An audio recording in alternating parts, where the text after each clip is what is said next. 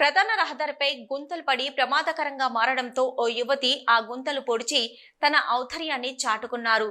రాజన్న సిరిసిల్ల జిల్లా రుద్రంగి కోరుట్ల ప్రధాన రహదారిపై గుంతలు ఏర్పడి పలు ప్రమాదాలకు కారణం కాగా, రుద్రంగి మండల కేంద్రానికి చెందిన మర్రిపల్లి బాని అనే యువతి ప్రమాదకరంగా మారిన గుంతలను ఇసుక, మట్టి, కంకరను తన కారులో తీసుకొచ్చి గుంతలను పోడ్చింది.